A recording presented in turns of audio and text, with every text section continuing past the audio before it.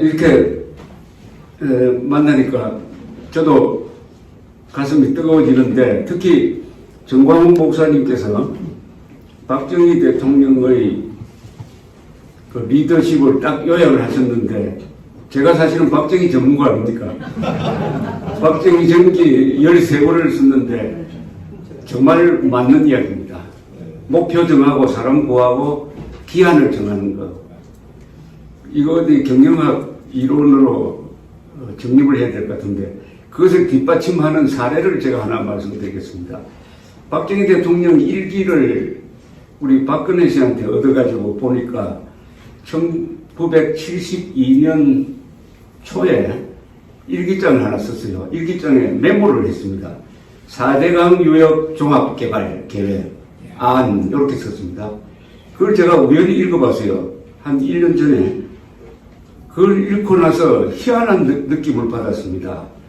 4대강 유역 종합개발 계획 1. 4대강 잘 아시죠? 한강, 낙동강, 금강, 또 어디죠?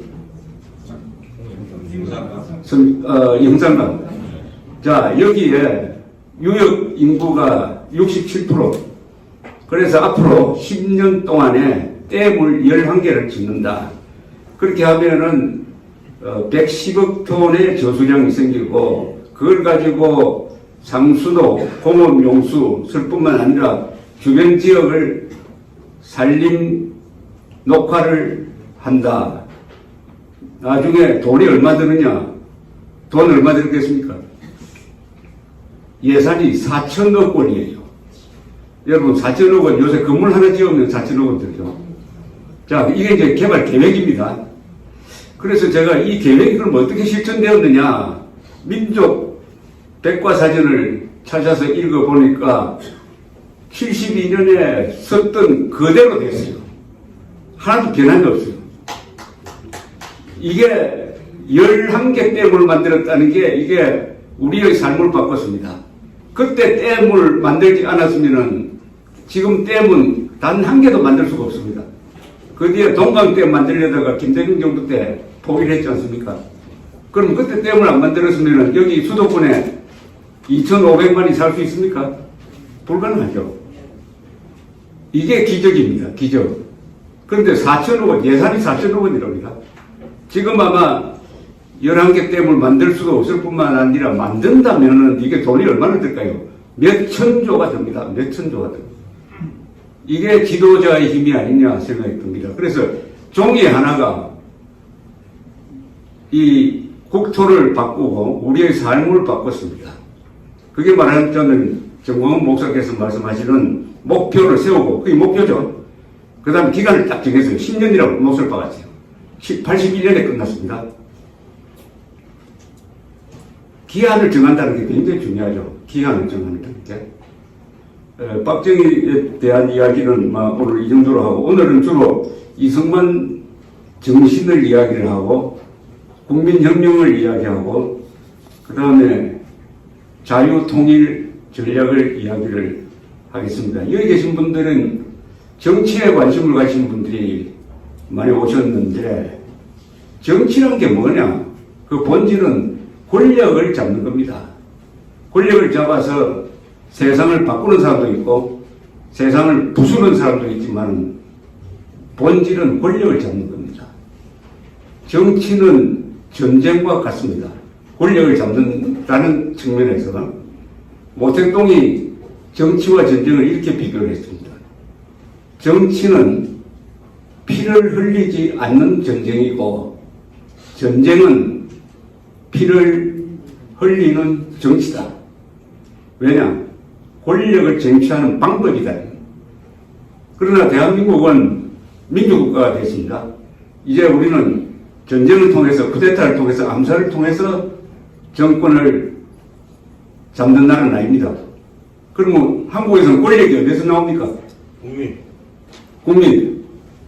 그거는 헌법대로입니다.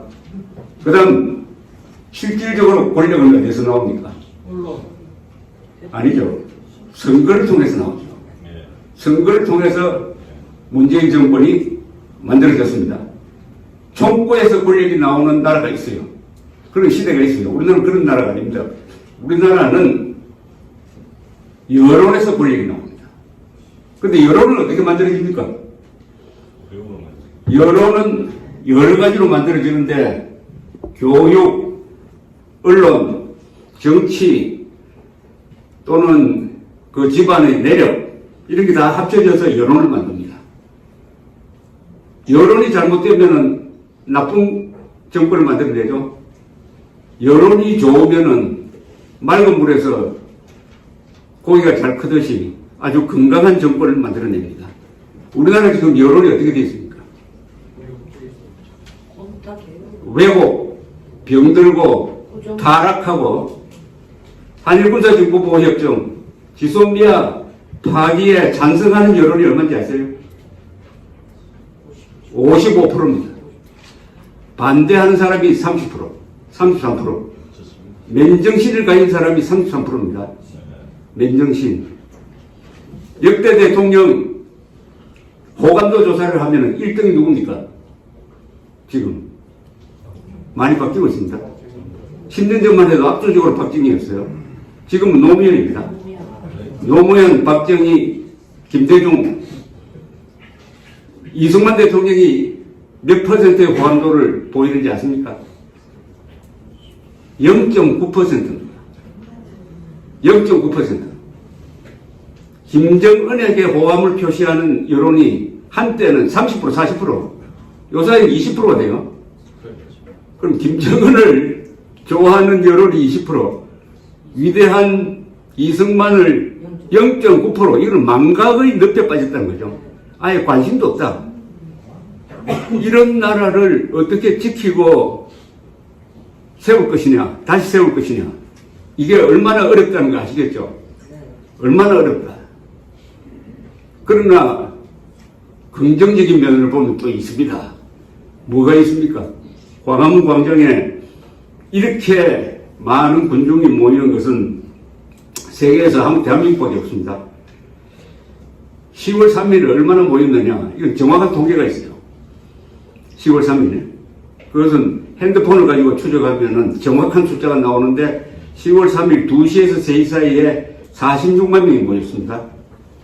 46만 명. 그러니까 연인으로 치면 그보다 더 많습니다. 46만 명이 모였는데 그 인구 나이 통계까지 다 나옵니다. 역시 60대, 70대가 전체 모인 사람의 70%입니다. 50대는 여자가 더 많이 나왔어요. 전체로는 남자가 55%, 여자가 45%인데 50대만은 여자들이 더 많이 나왔습니다. 그때 아마 조국 사태 학부모 입장에서 화가 더 많이 났던 것 같아요. 그 다음 강남에서 가장 많이 나왔습니다. 강남 3구에서. 강남 3구에서 몇 퍼센트 나왔을 것 같습니까? 인구의 몇 퍼센트가 나왔을 것 같아요? 3% 나왔습니다. 3%. 3%. 요새 3명이 1가족이라 치면은 10가족 중에 1명이 나온 겁니다. 이건 뭐냐? 앞으로 더 많이 나올 자원이 충분하다는 거고, 그렇게 많이 나왔지만 아직도 한국 사람들이 역사를 바꾸기에는 아직은 많이 멀다는 겁니다. 아니, 3%가 나와서 되겠습니까? 이 정권이 그대로 가면 가장 피해를 많이 볼 사람들이 강남인데 3%가 나왔다. 그래도 이 정도의 큰 영향력을 만들어내었다. 머릿수가 굉장히 중요합니다. 여러분, 정치에 관심 많으시는데 민주주의 국가에서는 뭐가 결정하느냐? 머릿수가 결정합니다. 머릿수가 당락을 결정합니다. 어떤 집회에 얼마나 많은 사람이 모였느냐가 승패를 결정합니다. 머릿수가 굉장히 중요합니다. 즉 사람을 모으는 겁니다. 모으는 것. 어떻게 모으느냐? 정광훈 목사는 문재인 하야 탄핵 미친 자에게 운전대를 맡길 수 없다, 이런 말로 모았습니다. 김문수 지사가 며칠 전에 어떤 모임에서 아주 근사한 말을 했죠. 정광훈 목사의 리더십은 뭐냐? 악령과 성령이 싸우는데 한국에서 가장 용감한 사람이다. 그 근사한 이야기 아닙니까? 한국에서 가장 용감한 사람이 리더가 됩니다. 용감한 사람이 리더가 되죠. 정광훈 목사는 용감할 뿐만 아니라 아까 박정희 대통령의 리더십을 딱 정리하듯이 꿰뚫어 보는 눈이 있는 분입니다. 아까 이승만 대통령이 사물을 꿰뚫어 보는 눈이 바로 영적 각성에서 이루어졌다고 했는데 아주 정확하다는 느낌이 듭니다. 배우고 아는 사람도 있고 배우지 않아도 아는 사람이 있는데 이승만 대통령의 위대한 예지력, 위대한 분석력, 그리고 위대한 해결책. 이승만 대통령은 분석만 하는 사람이 아니에요. 반드시 가능한 해결책을 내놓습니다. 박정희 대통령도 마찬가지입니다. 저처럼 분석하는 건 쉬워요. 그러나 해결책이 나와야죠. 정치는, 아까 정치는 제가 권력투쟁이라고 말씀드렸는데 또 하나의 정치의 목적은 뭐냐? 일을 만드는 겁니다. 일을 만드는 거예요. 세상을 지키든지 세상을 부수든지 방법론이 있어야 돼요. 그러나 그것은 현실 속에서 이루어집니다. 정치라는 것은 저 고담둘론 하는 게 아니죠. 조선조 선비들처럼 옛날 서적 달달 외워가지고 공리공론하는 거, 그것은 지금 문재인 정권이 하는 거고, 이승만 박정희식 정치는 현실에서 이루어지는데 현실의 제약을 받습니다. 그래서 비스마르크라는 위대한 독일 정치가, 독일 통일을 이룬 정치가가 정치는 가능성의 예술이라고 했어요. 가능성의 예술이지 불가능한 걸 가지고 꿈꾸는 게 정치가 아니다. 정치는 반드시 현실에 딱 발을 딛고 서고, 그러나 이승만 박정희처럼 머리를 들어서 멀리 봐야 되죠. 멀리 가리켜야 됩니다. 아까 목적을 만들어야 된다. 불가능한 목표를 만들어야 된다. 이승만 박정희 두 분이다. 우리 한민족에게 불가능한 목표를 주었습니다. 불가능한 목표. 이승만 박정희 두 분이 이 나라를 이끌 때는 한국은 별 볼 일 없는 나라였죠. 전란에 휩싸여가지고 생존 자체가 기적이었던 나라인데 다 두 분 다 인류국가를 만들자고 했어요. 인류국가를 만들자고 했어요. 그건 놀라운 거 아닙니까? 그때 다 우리도 어릴 때, 제가 45년생인데 맨날 듣는 이야기가 조선지는 안 된다는 이야기를 우리 선생들이 막 했다고. 그때 코리안 타임이란 말이 있었어요. 네. 여러분 코리안 타임이란 말 아십니까? 네. 아시는 분은 연세가 되신 분인데 그게 약속을 안 지킨다는 뜻입니다. 한국 사람하고 약속하면 외국 사람 이야기인데 뭐 시계도 없었겠지. 계속 늦게 나오는 거예요. 그런데 원래 어느 외국 기관이 세계에서 약속 제일 잘 지키는 나라를 뽑았어요. 100한 몇십 개 되는 나라 중에서 약속 제일 잘 지키는 6개 나라가 뽑혔습니다. 제가 그 기사를 보니까 약속 제일 잘 지키는 나라가 어디겠습니까? 역시 시계를 만드는 나라 아닙니까? 시계, 스위스, 덴마크, 네덜란드, 독일, 일본, 한국입니다. 대단한 나라 아닙니까? 대단한 나라. 그러면 왜 약속을 잘 지킵니까? 그 분석이 경제성장하고 관계가 있다는 겁니다. 경제가 성장하면 약속을 잘 지켜야 된다. 약속이 뭡니까? 납기를 잘 지켜야 된다. 출퇴근 시간 잘 지켜야 된다. 이거죠. 경제성장이 시간 제일 안 지키던 사람을 시간 제일 잘 지키는 국민으로 만들어 변모시켰습니다. 민족성, 국민성은 고착되어 있는 게 아닙니다. 항상 변합니다.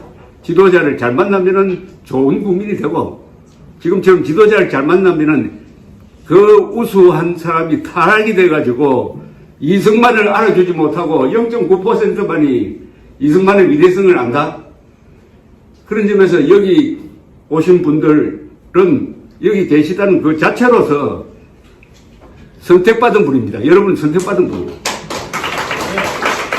자신이 스스로 선택하는 경우도 있고, 정광훈 목사처럼 훌륭한 분의 말하자면 영향력에서 여기 왔던 어쨌든 여기 계시다는 것 자체가 기적입니다. 기적. 좋습니다. 여러분 존재가 기적입니다. 지금 이승만을 99.1%가 모르거나 싫어하는데 0.9%에 해당하는 분들입니다. 여러분들은. 오늘 제가 말씀드리는 이야기의 시작은 나눠드린 국민혁명공약으로 시작이 되어야 되는데 이걸 제가 하나 한번 읽어보겠습니다. 1. 우리는 대한민국 헌법의 최고 가치인 자유민주적 기본 질서를 수호하고 공산주의를 반대한다. 자, 이승만 대통령이 위대한 예지력을 가진 분이라는 게 아까 우리 정광훈 목사가 말씀드렸듯이 1920년대 초에 이미 공산주의를 비판하는 글을 썼습니다. 그 글을 읽어보면은 최고의 비판입니다. 그것도 쉬운 말로 뭐 어렵게 쓰지 않아요. 자본론에 뭐 잉여 가치론이 맞지 않는 그런 짓을 하지 않고 딱 정확하게 문명 발전에 방해가 된다. 그리고 독립국가를 만들어야 될 판에 국가를 부정하는 공산주의는 안 된다. 등등.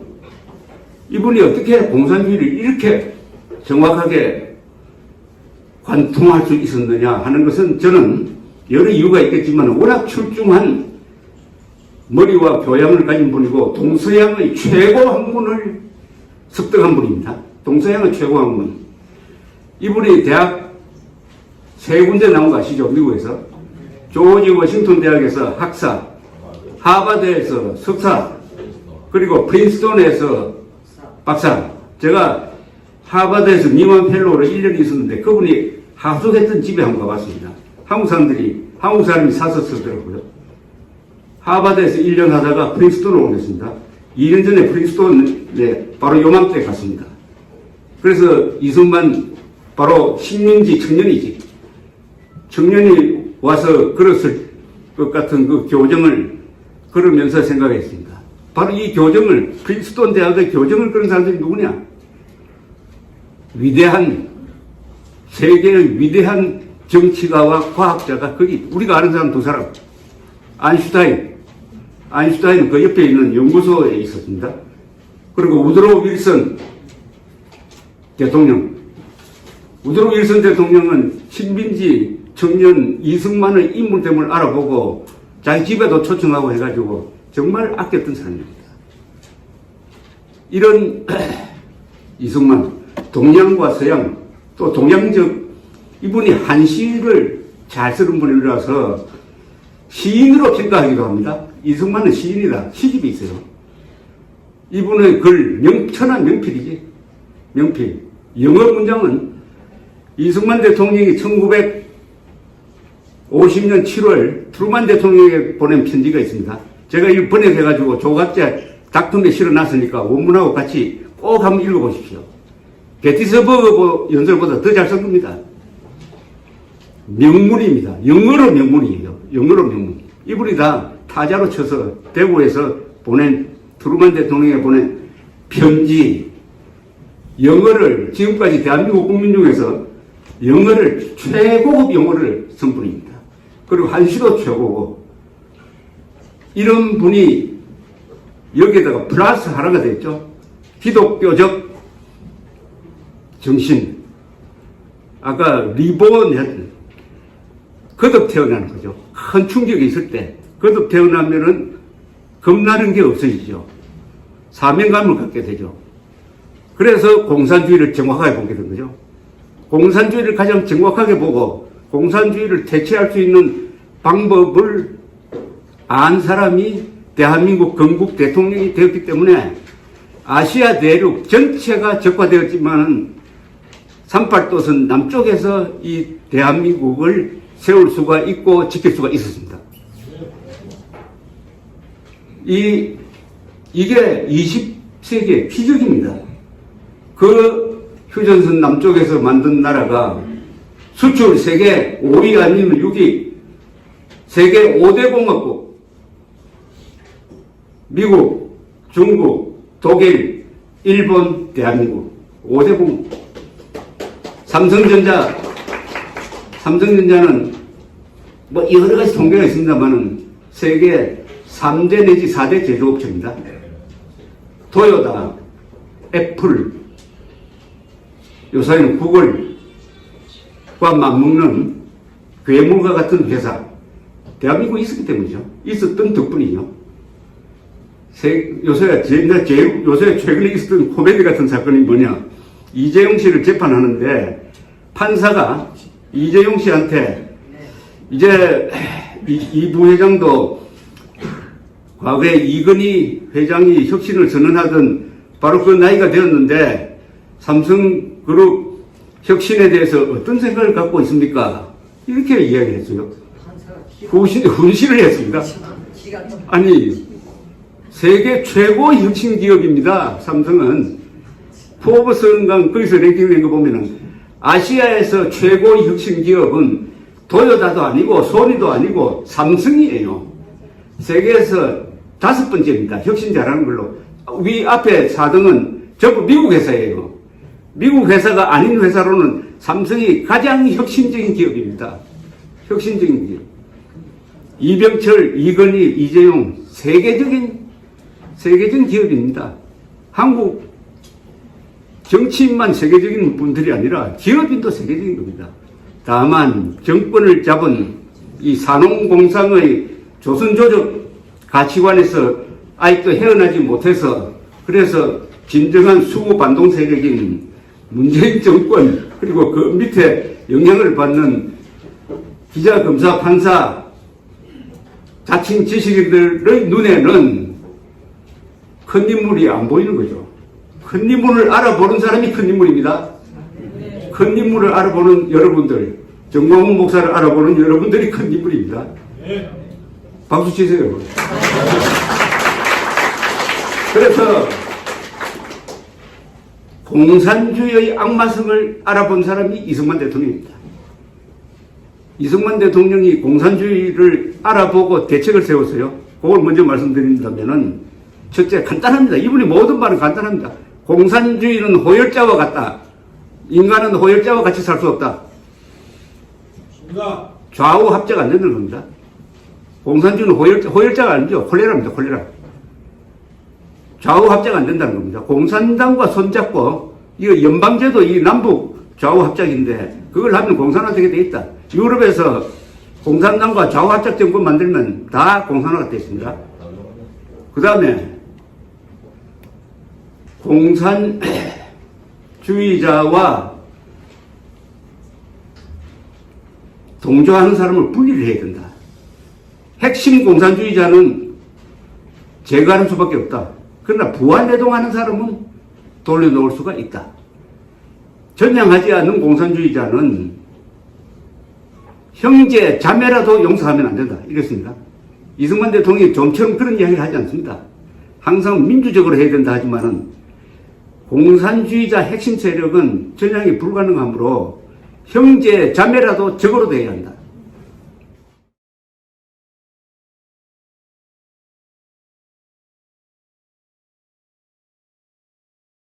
그래서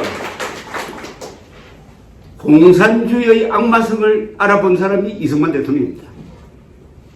이승만 대통령이 공산주의를 알아보고 대책을 세웠어요. 그걸 먼저 말씀드린다면은 첫째 간단합니다. 이분이 모든 말은 간단합니다. 공산주의는 호열자와 같다. 인간은 호열자와 같이 살 수 없다. 좌우 합작 안 되는 겁니다. 공산주의는 호열자가 아니죠. 콜레라입니다. 콜레라. 좌우 합작 안 된다는 겁니다. 공산당과 손잡고 이거 연방제도 이 남북 좌우 합작인데 그걸 하면 공산화되게 돼 있다. 유럽에서 공산당과 좌우 합작 정권 만들면 다 공산화가 되어 있습니다. 그 다음에 공산주의자와 동조하는 사람을 분리를 해야 된다. 핵심 공산주의자는 제거하는 수밖에 없다. 그러나 부활내동하는 사람은 돌려놓을 수가 있다. 전향하지 않는 공산주의자는 형제, 자매라도 용서하면 안 된다. 이랬습니다. 이승만 대통령이 좀처럼 그런 이야기를 하지 않습니다. 항상 민주적으로 해야 된다 하지만은 공산주의자 핵심 세력은 전향이 불가능하므로 형제, 자매라도 적으로 돼야 한다. 그 다음에 공산주의자가 제일 들고 나오는 얼굴이 몇 개가 있어요. 공산주의자, 우리나라에서 공산주의자가 내가 공산주의자라고 하는 사람 봤습니까? 그럼 당장 감옥 가든지 교수 데려가니까 위장을 합니다. 뭘로 위장을 합니까? 진보, 민족주의자, 민주투사, 평화주의자 이렇게 하죠. 그것을 깰 수 있는 논리가 이승만의 논리예요. 뭐라고 했느냐? 무조건적 평화주의자는 간첩과 같다. 맞습니다. 우리 주변에서 전부 평화를 들고 나옵니다. 평화 경제, 어쩌고 저쩌고, 민족 경제, 허황한 말을 들고 나오고, 옛날에 저한테 인터뷰를 하러 온 좌파 기자가 자꾸 6.25에 대해서 묻기에 내가 다시 한번 물어봤습니다. 그럼 내가 질문할 테니까 답을 하는데 뭐라고? 그럼 당신 말대로 6.25 남침했을 때, 그렇게 평화를 좋아하니까 6.25 남침했을 때 국군이 저항을 하지 않고 항복했어야 옳았다는 말 맞지? 그렇게 해야 평화가 오지 않느냐고. 괜히 싸워가지고 3년 동안 전쟁한 거 아니냐? 그 말 맞지? 대답을 못해요. 맞다는 얘기죠. 그때 항복했어야 된다. 왜 이승만을 그렇게 싫어하느냐? 6.25 때 항복했어야지. 항복했으면은 지금 말대로 민족 통일이 됐는데 왜 저항을 했느냐? 이게 불만입니다. 무조건적 평화주의자는 간첩과 같아요. 그리고 민주투사 하는 사람들한테 여러분들 딱 질문 하나만 하면 됩니다. 진짜 민주투사인지 아닌지를. 이게 리트머스 시험지입니다. 질문 하나. 당신 공산당과 싸운 적 있습니까? 물어야 됩니다. 아니, 한국의 민주주의는 공산당과 싸워서 지킬 수 있는 거 아닙니까? 맞습니다. 그럼 대한민국과 싸워놓고 민주투사라고 하면 안 되죠? 아니, 이승만 박정희하고 싸웠다고 민주투사라고 할 수 있어요? 김일성, 김정일, 김정은과 싸워야지. 아니, 그러면은 일제와 싸우지도 않고 독립투사라고 할 수 있어요? 그러니까 딱 질문 하나만 하면 됩니다. 공산당과 싸운 적 있습니까? 없으면 민주투사 아니네요. 가짜네요. 이렇게. 그 다음 또 하나, 민족이란 말입니다. 이게 막 사람들을 혼란시킵니다. 민족. 지소미아 파기에 찬성하는 55%가 민족주의, 자칭 민족주의 선동에 넘어간 겁니다. 북한의 핵이니까 우리 덮어주자. 북한이 인권 탄압하는 거 동족이니까 덮어주자. 그러나 일본은 이것만 잘못해도, 미국은 이것만 잘못해도 여중생이 무슨 교통사고가 나도 이거 가만두면 안 된다. 그게 민족이죠. 그래서 우리 민족끼리 힘을 합쳐서 통일하자는 망국적인 합의가 6.15 선언에 들어갔습니다. 이게 줄여가지고 민족공조가 됐어요. 민족공조. 민족공조가 구체적으로 어떻게 나타났느냐. 탈북선은 두 사람을 잡아서 돌려보냈어요. 대한민국 국민을 공모 살해하는 게 민족공조의 실체입니다. 아시겠습니까? 그럼 뭐죠? 이건 어떤 논리로 깨야 되느냐? 김일성이가 민족 챔피언입니까? 민족 반역자입니까? 왜 반역자죠? 동족을 다 많이 죽인 거 아닙니까? 아니, 김일성이가 뭐 중국으로 쳐들어가서 일본으로 쳐들어가서 이민족을 죽였습니까? 다 동족을 죽였잖아요. 3대에 걸쳐서 몇백만 죽였잖아요. 우리나라 역사상 동족을 가장 많이, 한민족을 가장 많이 죽인 것은 도요토미 히데요시도 아니고 몽골군도 아니고 김일성, 김정일, 김정은입니다. 이게 민족이란 말을 사칭하고 있다 이겁니다. 따라서 김일성, 김정일, 김정은 3대 민족 반역자라고 규정해야 됩니다. 그러면 간단합니다. 민족 반역자 김정은과 민족 공조하자는 자도 민족 반역자다. 맞죠? 네. 지금 제가 세 개를 말씀드렸습니다. 이게 박정희 정신은 아니고요. 이거 지금 말씀하시는 건 이승만 정신을 제가 쉽게 원리 세 개를 말씀드렸으니까 이것만 있으면 여러분들이 인형무장된 겁니다. 빨갱이들하고 만나서 복잡한 이야기 하면 안 됩니다. 간단하게 이야기해요.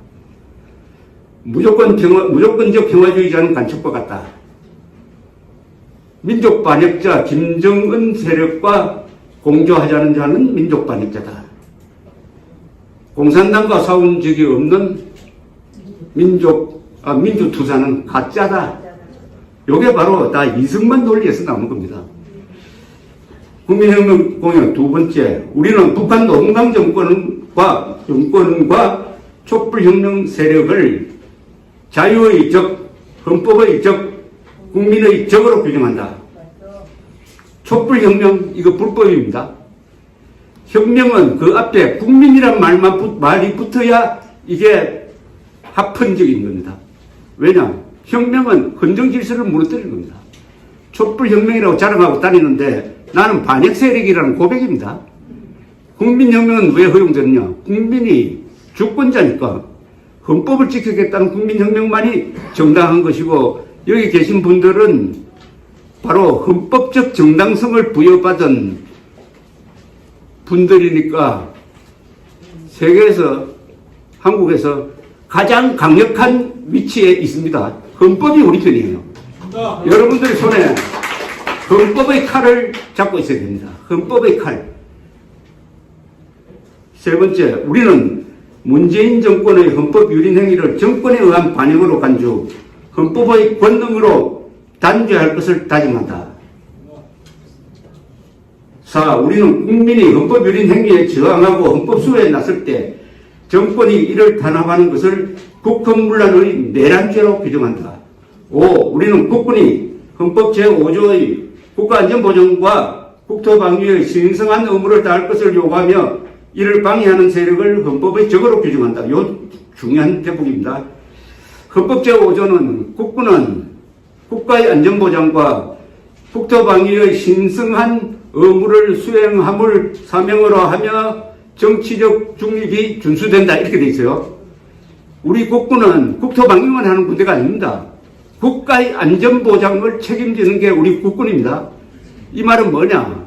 국군은 내부의 적에 대해서도 대응해야 된다는 겁니다. 내부의 적은 뭐죠? 김일성파죠. 여러분 주사파라고 하지 마세요. 김일성파라고 해야 됩니다. 왜냐? 우리가 장명을 잘못해줘가지고 우리가 손해보는 게 한두 가지가 아닌데, 좌익을 진보라고 불러서 우리를 보수로 만든 거 아닙니까? 진보란 말 절대 쓰지 마세요. 꼭 써야 될 경우에는 자칭 진보, 소위 진보 이렇게 해야죠. 그 다음에 주사파라고 부르면 안 됩니다. 주체사상이라고 하면 좋은 겁니다. 여러분, 주체사상, 내가 운명의 주인이 되겠다는 게 얼마나 좋은 겁니까? 주사파 하면은 보통 국민들 경계심을 안 느낍니다. 좋은 말 아닙니까? 김일성파입니다. 김일성파라고 불러주세요. 김일성주의자라고 해야 되는데 좀 길어요. 김일성파가 정권을 잡았다 하는 것과 주사파가 정권을 잡았다는 것이 느낌이 다르죠? 예. 주사파. 하여튼 이 용어를 정확하게 써야 되는데, 국군이 김일성파가 정권을 잡고 국군을 지휘하는 현상이 벌어진다면 국군은 구경만 해야 됩니까? 그때 국군의 임무를 부여한 거예요. 헌법을 만드는 분들이 생각을 깊게 한 겁니다. 언젠가는 잘못하면은 반란 세력이 민주투사로 위장을 해가지고 정권을 잡고 김정은 북한 세력과 손잡고 대한민국을 망가뜨리고 자유를 뺏는 이런 행동을 할지도 모르겠다.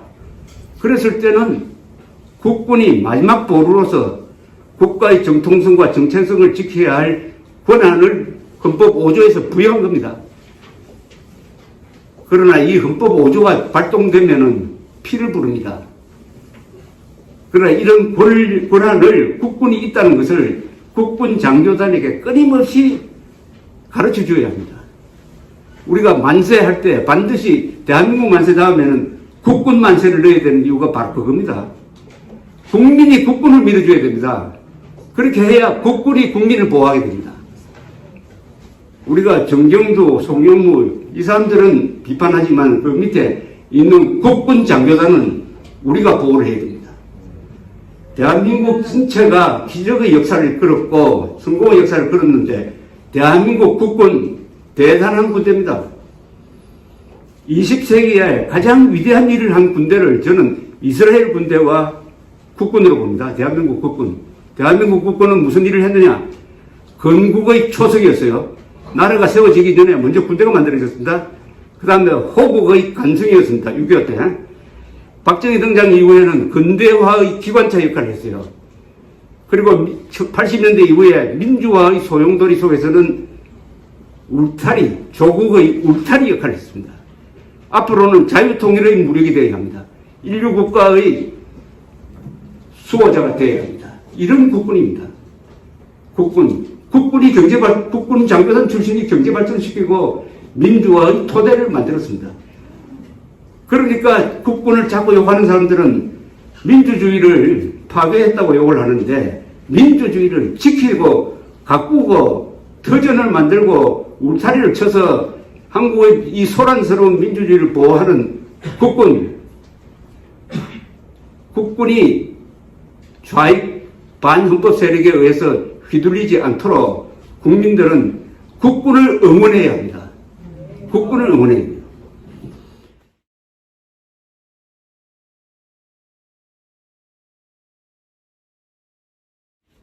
그 다음 6. 우리는 국민이 나라의 진정한 주인이 되는 국민혁명으로 우리의 생명재산 자유를 지켜내고 자유통일을 이룩하여 세계평화에 이바지함으로써 헌법 제1조의 명령인 한반도 전체의 민주공화국을 완성한다. 대한민국 헌법 제1조는 대한민국 민주공화국이다. 딱 선언하고 나옵니다. 그런데 3조는 그 대한민국 영토는 한반도와 그 부속도서를 한다. 라고 해서 숙제를 남깁니다.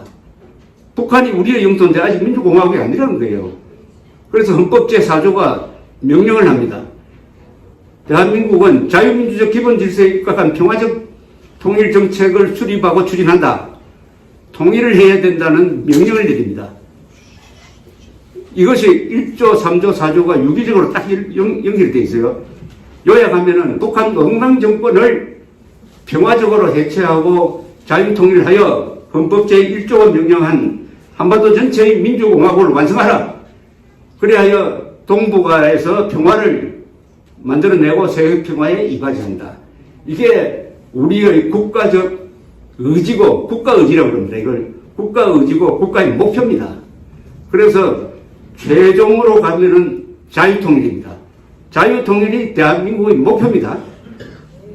그것이 중간 목표라고 봐야 되겠죠. 더 큰 목표는 자유통일을 이룩한 다음에 인류 문명국가를 만든 거죠.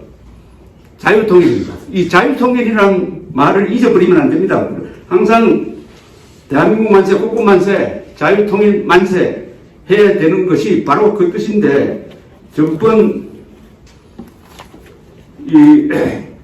이성만 광장 집회에서 아주 근사한 퍼포먼스 했지 않습니까? 이걸 정광훈 목사 팀에서 어떻게 이렇게 준비를 해왔는지 제가 단상에서 내리다 보니까 근사했습니다.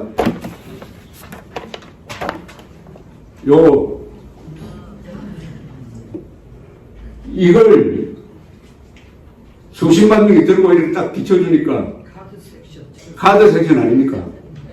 뒤에는 문재인 퇴진, 앞에는 자유통일. 이게 동전의 양립입니다. 문재인 퇴진으로 끝내서는 안 된다. 우리의 목표는 자유통일이다. 이거 아닙니까?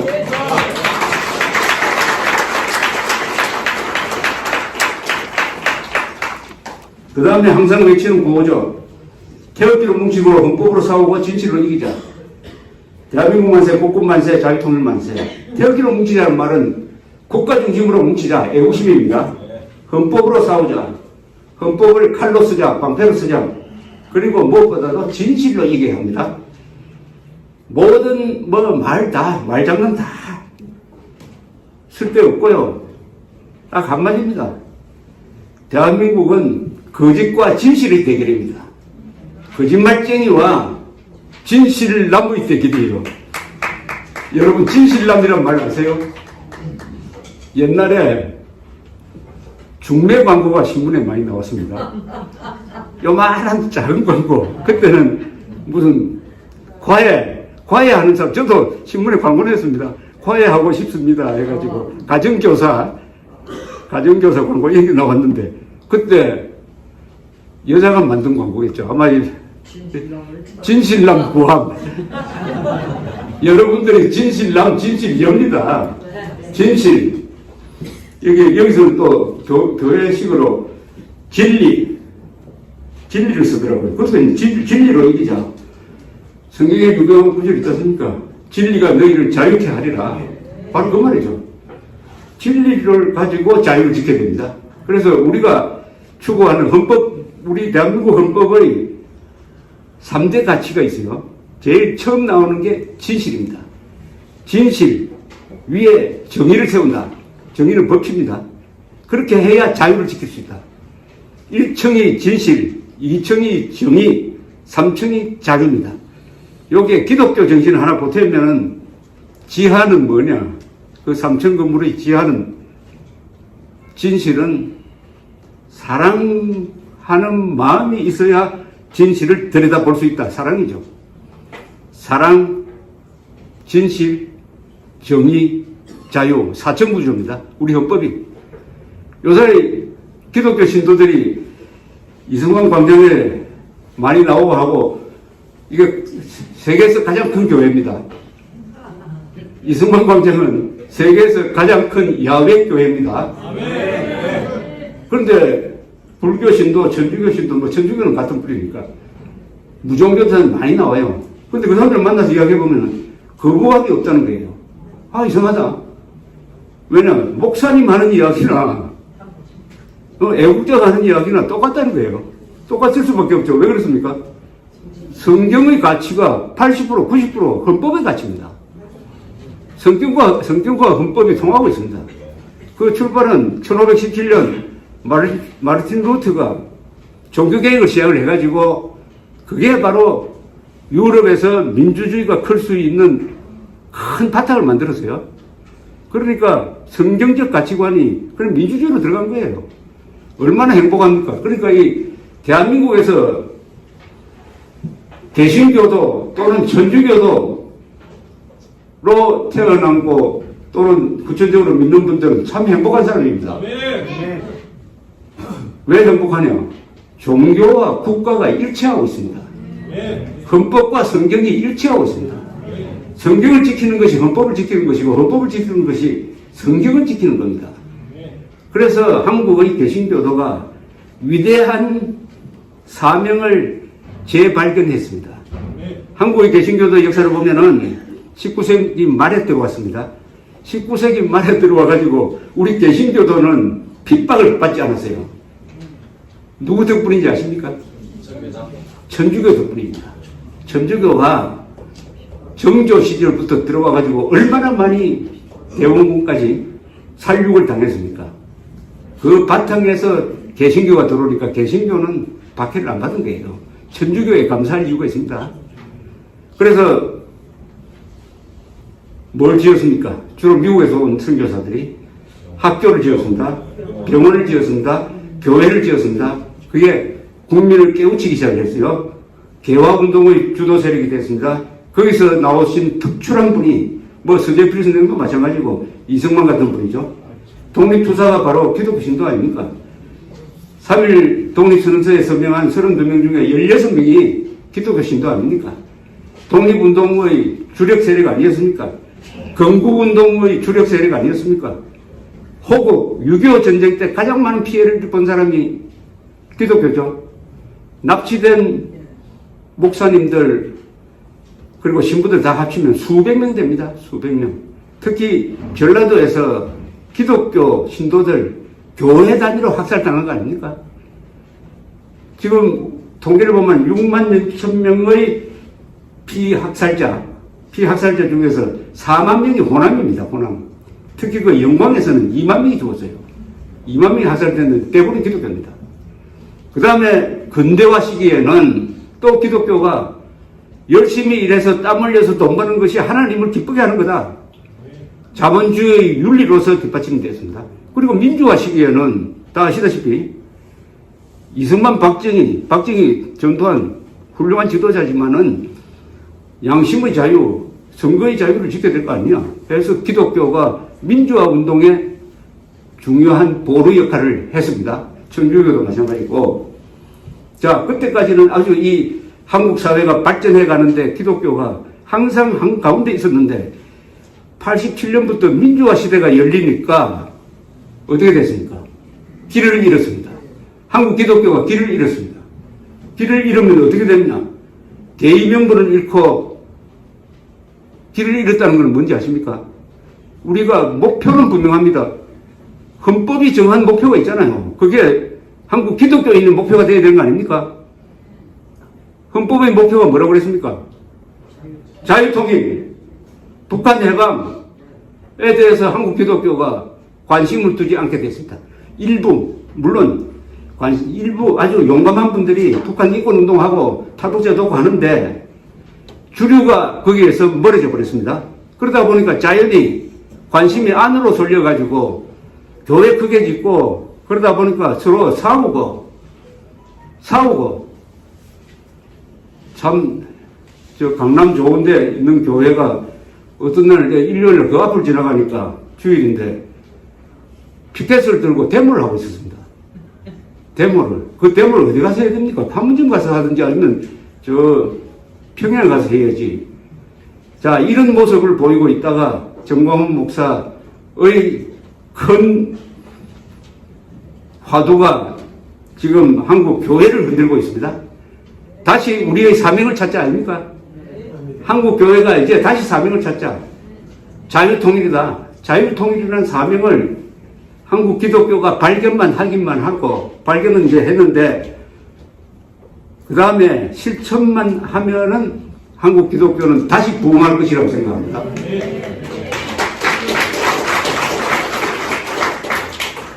그래서 개신교가 역사의 한복판으로 다시 들어오는 계기가 되어야 된다는 게 저희 생각입니다.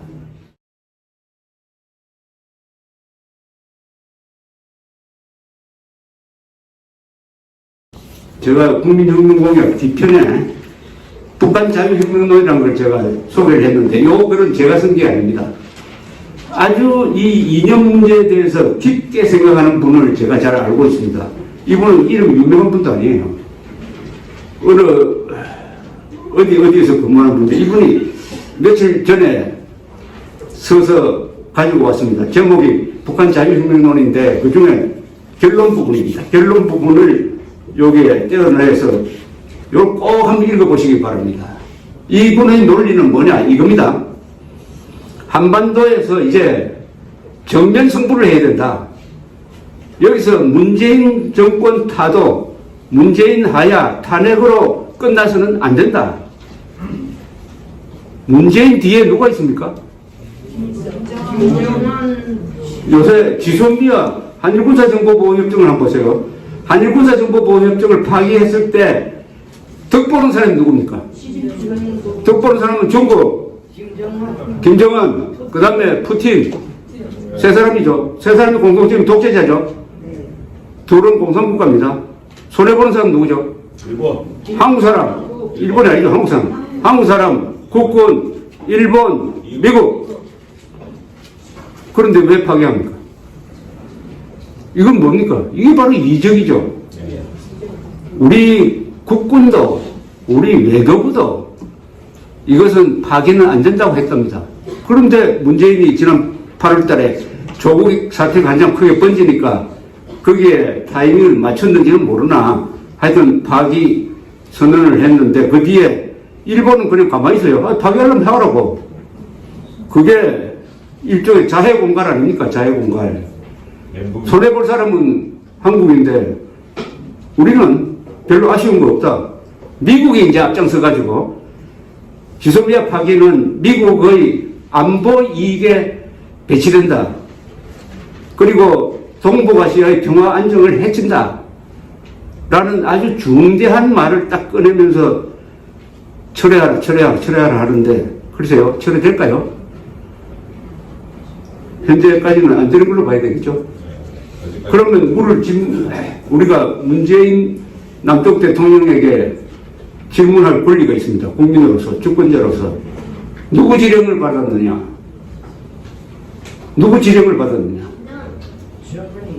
당신이 결정한 거냐? 아니면 누구 지령을 받았느냐? 질문해야 됩니다. 질문을 누구 지령이냐? 지소미아 파기는 누구 지령이냐? 국민이 지령했느냐? 아니면 김정은이가 지령했느냐? 우리는 물어야 합니다. 자, 그래서 이제는 김정은과 맞짱을 뜨자는 이야기예요. 그건 전략적으로 굉장히 중요한 겁니다. 여러분들이 전사에 좀 관심이 계시면은 시오노 나나미가 쓴 무슨 로마인 이야기에 잘 나오는 이야기인데 한니발 전쟁이라고 하실 겁니다. 한니발, 카르타고의 한니발이 코게의 부대까지 동원해가지고 알프스산을 넘어가지고 로마로 쳐들어왔어요. 군사적 천재입니다. 로마가 당할 수가 없었어요. 연전연패합니다. 10년 이상. 완전히 이탈리아를 쑥대밭으로 만듭니다. 도저히 로마 안에서는 한니발과 대적해서 안 되겠다. 그래서 스키피오라는 사람이 머리를 씁니다. 카르타고의 본부는 지금 튜니시아입니다. 차라리 카르타고의 본부를 치자 해서 군대를 카르타고로 보내버립니다. 이제는 수도가 함락될 기능이에요. 그러니까 한니발이 불려갑니다. 이렇게 해서 이깁니다. 즉 남북한 좌익 연합 세력의 본부가 평양 아닙니까? 맞습니다. 거기에 김정은이가 있죠. 네. 문재인하고 싸우는 것은 상당히 불리합니다. 우리가 왜 불리합니까? 아까 여론 이야기 했잖아요. 국민들 속고 있습니다. 언론이 우리 편이 아니에요. 공무원들이 우리 편이 아닙니다. 중립도 아니에요. 대법원도 헌법재판소도 우리 편이 아닙니다.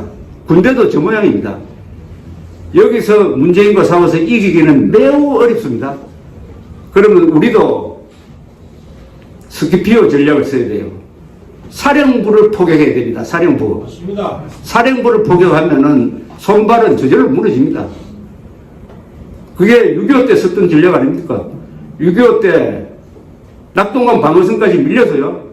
그러나 메가드는 사령부를 포격한 거죠. 옆으로 해가 인천 상륙작전을 딱 해가지고 성공시켜버리니까 앞에서 우리를 밀어붙이던 북한군이 낙동강 전선에서 그날로 완전히 무너졌고 바로 이 전략을 쓰기 위해서는 북한 자유혁명론을 우리가 부르짖어야 되겠다. 실천해야 되겠다. 맞습니다. 그런데 북한 자유혁명론은 우리가 국민혁명으로 이름 붙인 이 싸움이 원동력이 됩니다. 국민혁명의 여세를 몰아가지고 이제는 광화문광장에서 나를 받아가지고 한번 시험을 해보자 이거예요. 맞습니다. 구호가 3개가 필요하다는 겁니다. 예. 첫째, 김정은 물러가라. 맞습니다. 노동당 해체하라. 맞습니다. 그 다음에 자유선거하라. 근사하죠? 딱 3가지를 부르짖으면 됩니다. 김정은 물러가라, 노동당 해체하라, 자유선거하라. 여기서 자유선거가 중요합니다. 자유선거요? 자유선거. 자유로운 선거를 북한에서 하라 이거죠. 한번 같이 김정은이가 왜 정통성이 없느냐? 선거로 뽑힌 자가 아니잖아요. 선거도 하긴 하지. 그러나 반대투표가 불가능한 흑백식 선거를 통해서 뽑힌 너는 가짜다 이 말입니다. 너가 민주 하는데 민주라는 것은 공정한 선거를 통해서 뽑혀야 되는 건 아닙니까? 맞습니다. 그러니까 독재라 이겁니다. 거짓말이에요. 너가 말하는 조선민주주의에 있는 거하고 다 가짜다. 자유선거 한번 해봐라 말이야. 당선되는지. 노동당 해체하고 김정은 물러나라. 이 3가지를 요구하는 집회를 한번 이승만 광장에서 하면은 그때 북한의 반응이 있을 겁니다.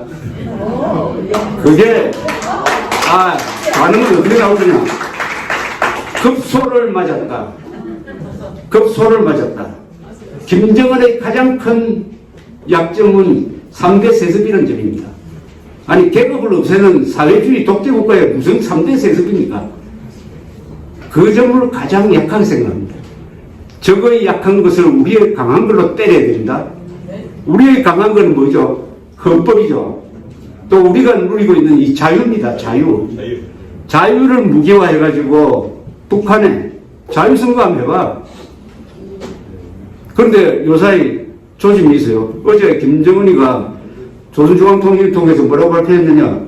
문재인 씨가 나한테 한 아세안 정상회담에 참여해달라고 초청을 보냈지만 이렇게 해서 못 가겠다 한 것 중에 요사이 보니까 이승만 광장 등등 나와가지고 김정은 때려잡자고 하는데 겁나서 못 가겠다. 직설적으로 이야기하면 그거예요. 겁나서 못 가겠다는 겁니다. 겁나서, 아니, 겁이 나서 못 오겠지. 사실은 부산에 왔다가 어떤 꼴이 벌어질지 누가 압니까? 효과가 있다는 겁니다. 여기서 김정은을 세게 비판하면 효과가 있다는 거예요. 그러니까 말로서 주도권을 잡는 방법이 있습니다. 말로서 딱 세 가지를 기억하십시오. 김정은 물러나라, 노동당이 해체하라, 자유선거하라. 자유선거하라. 이게 다 제가 지어낸 말이 아니고 헌법에 기초하고 있습니다. 헌법에. 헌법 제4조 대한민국은 자유민주적 기본질서에 입각한 평화적 통일정책을 수립하고 추진한다. 자유민주적 기본질서에 입각한 평화적 통일은 뭐냐?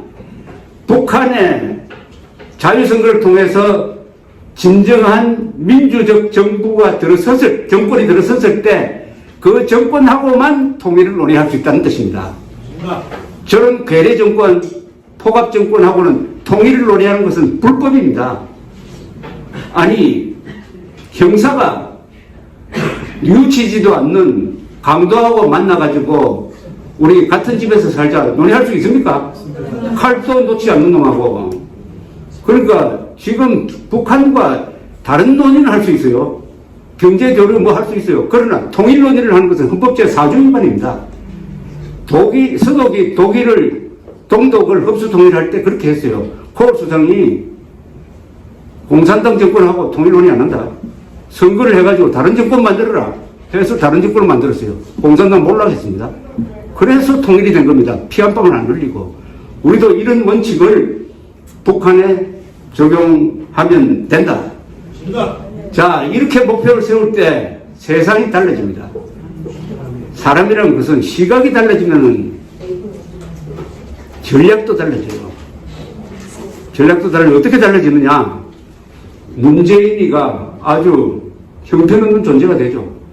우리는 김정은하고 싸우지. 맞습니다. 도하고는 안 싸워. 김정은 밑에 가서 남쪽 대통령이라고 한 사람, 김정은을 세게 비판하면 할수록 문재인이가 작아져 버립니다.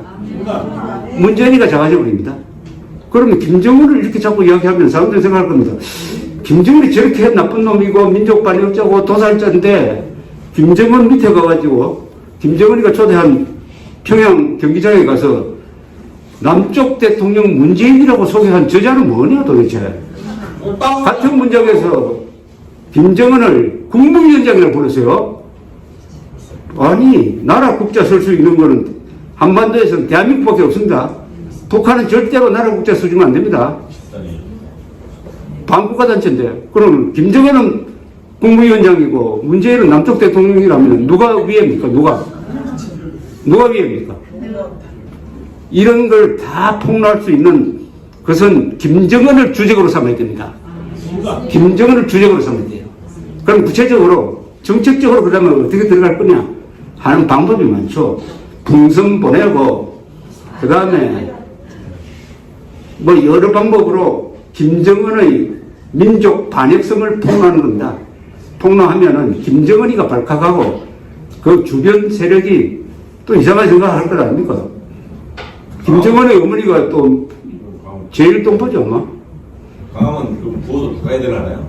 그래서 조금 어쨌든 큰 싸움을 하자 이겁니다. 본질적인 싸움을 하자 이거예요. 본질적인. 그래서 이게 북한 자유혁명론입니다. 왜 이렇게 하느냐? 북한은 말이죠. 저렇게 굶어 죽어가면서도 대남 적화 목표를 버린 적이 없습니다. 적화 통일 목표를 버린 적이 없어요. 핵무기를 왜 가지고 있느냐? 체제 유지용이다.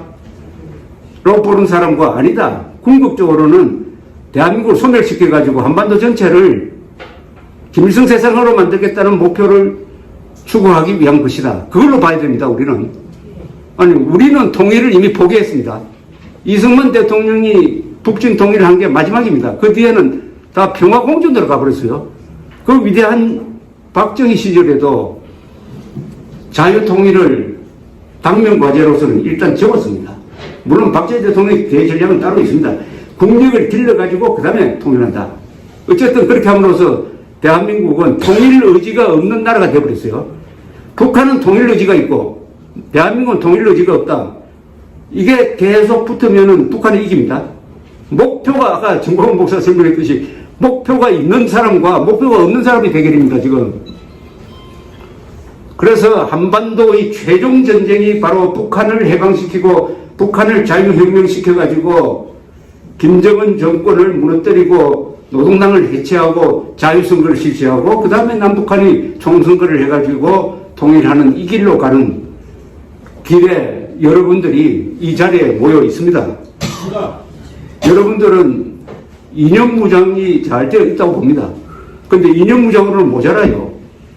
북한과의 싸움은 논리의 싸움이고 무력의 싸움인데 그 덧뿌리는 영혼과 영혼의 대결입니다. 맞습니다. 이 김문수 지사가 이해를 잘했습니다. 악령과 성령의 대결입니다. 아멘. 악령과 성령의 대결입니다. 악령, 인류 역사상 공산주의와 같은 악령이 없어요. 히틀러는요, 저 스탈린이나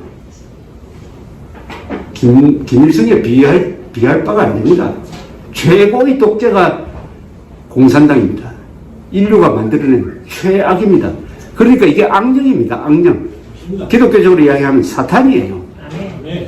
근데 기독교 사탄에 대해서 쓴 걸 보시면 아시겠지만 사탄이 뿌리 달렸습니까? 사탄은 항상 미소를 짓는다고 나옵니다. 사탄은 미소를 지어요. 김정은이가 항상 웃고 다니잖아요.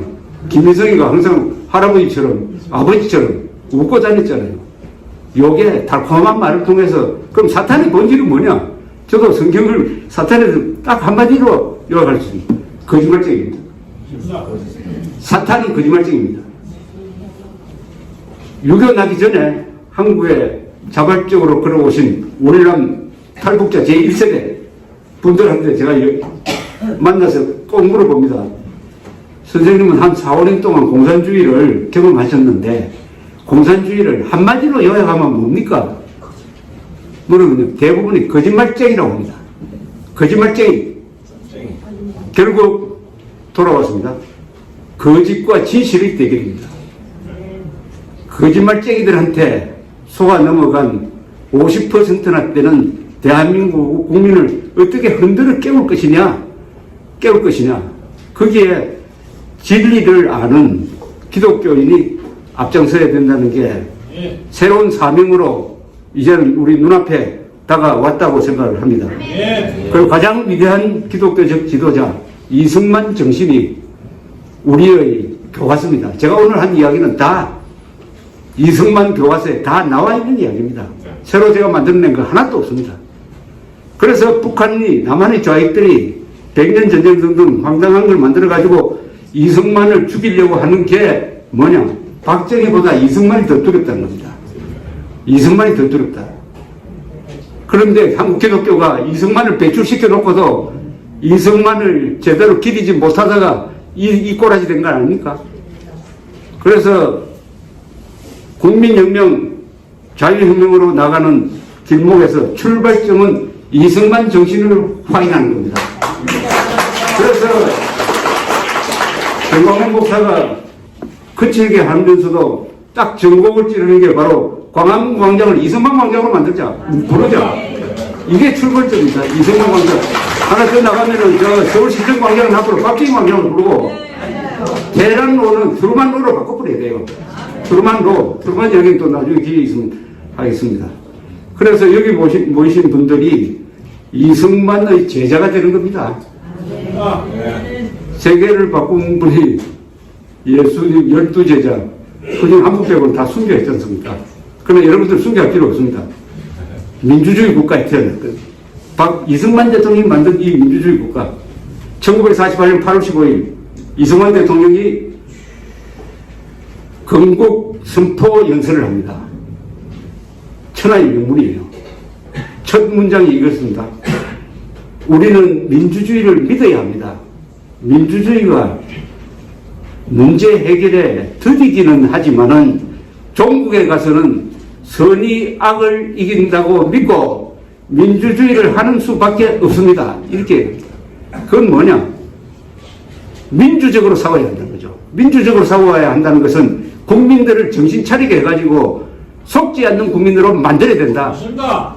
바로 진리를 잘 알고 사랑을 알고 정의를 알고 자유를 아는 여러분들의 책무가 바로 이승만 정신의 제자가 되는 것이라고 말씀드리면서 마지막 구호 한번 같이 외쳐봅시다. 태극기로 뭉치고 헌법으로 싸우고 진실로 이기자. 대한민국 만세. 국군 만세. 자유 통일 만세. 감사합니다.